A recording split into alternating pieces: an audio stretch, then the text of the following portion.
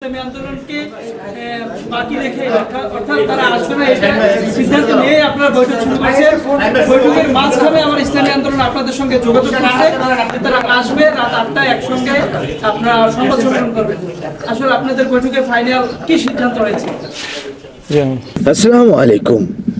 জামাতের 10 দলীয় জোট, তারপরে আরেকটা দল যোগ হয়েছিল 11 দলীয় জোট।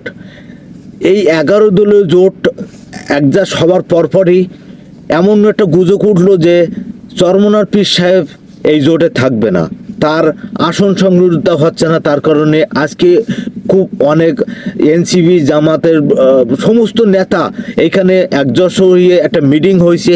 যে এই মিটিংয়ে কি হয়েছে এইটাই শুনতেই থাকবো, যে কি এমন ঘটনা ঘটছে যে তার কারণে চরমনার পীর সাহেব চলে যাওয়ার কারণটাই কি আমরা এখান থেকে অবশ্যই জানবো। তা ভিডিওটা না টেনে ভিডিওটা দেখতে থাকি শুরু থেকে লাস্ট। বিসমিল্লাহির রহমানির রহিম।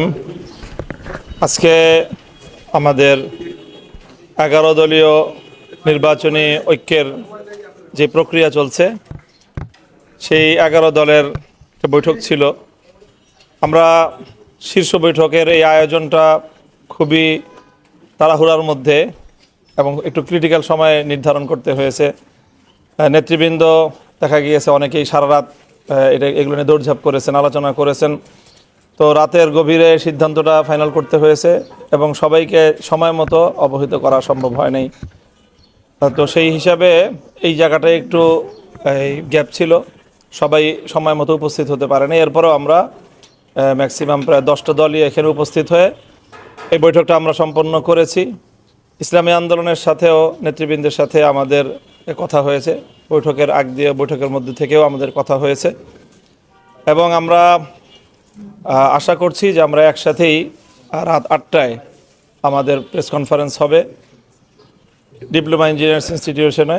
সেখানে ইনশাল্লাহ আমরা আমাদের চূড়ান্ত বক্তব্য যেগুলো সব ঐক্যবদ্ধভাবে আমরা উপস্থাপন করতে পারবো বলে আশা করছি। ইসলামী আন্দোলনের ব্যাপারে আমাদের প্রত্যাশা যে ইনশাল্লাহ আমরা যেভাবে একসাথে শুরু করেছিলাম আমরা একসাথেই সামনের দিকে অগ্রসর হতে পারবো। আমরা এখনো আশাবাদী ইনশাল্লাহ। আচ্ছা, একটি বিষয় উঠে আসছে, মানে একটু আগে যখন আপনারা খেলাফতে মজলিসের নায়েবে আমির ওনার সাথে কথা বলছিলাম, আজকে বৈঠকে আপনারা 45টি আসন সমঝোতার ব্যাপারে 45টি আসন কোথায় দেওয়া হচ্ছে ইসলামী আন্দোলনকে, এরকম একটি আলোচনায় এসেছেন, একটু যদি বলেন। এই বিষয়গুলি আমরা অফিসিয়ালি এখনও পরিপূর্ণ ফাইনাল করছি না, যেহেতু আমাদের রাত 8টার সময় আমাদের প্রেস কনফারেন্স আছে। আসন সংক্রান্ত যাবতীয় ডিটেলস আমরা সেই কনফারেন্সেই করব ইনশাল্লাহ এবং সেখানে ইসলামী আন্দোলনকে অ্যাকোমোডেট করেই আমরা আমাদের চূড়ান্ত তালিকা আমরা প্রকাশ করতে পারবো বলে আমরা আশা করছি ইনশাল্লাহ। এই যে আসন প্রার্থিতা ঘোষণা নিয়ে যে ঝামেলাগুলো তৈরি হচ্ছে, যেটা ঝামেলায় বলবো আমরা, সেটা থেকে কি এই ঝামেলা থেকেই থাকে বা ইসলামী আন্দোলন নির্বাচনের পরেও কি এটার আরো বেশি আশঙ্কা করছেন কিনা?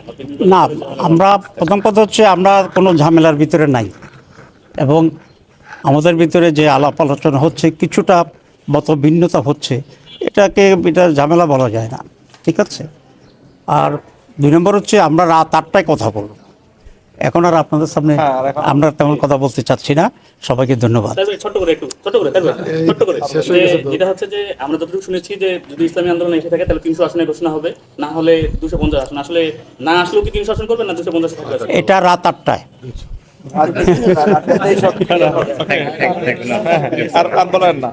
আর ধন্যবাদ সবাইকে, ঠিক আছে।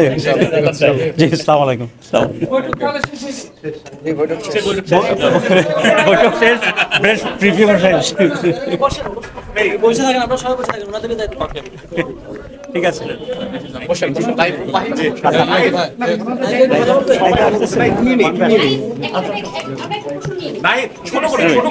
আসসালামু আলাইকুম প্রিয় ভাই বন্ধুরা, আসল ঘটনা কি, এর কারণ কি, চরমনার পীর সাহেব চলে যাওয়ার কে লাভবান হইলো, জামাত লাভবান হইলো না চরমনার পীর সাহেব লাভবান হইলো, সেটা অবশ্যই আপনারা ভিডিওতে জানাবেন, কমেন্ট করে জানাবেন। ভিডিওটা শুরু থেকে লাস্ট অবধি দেখার জন্য অনেক অনেক ধন্যবাদ।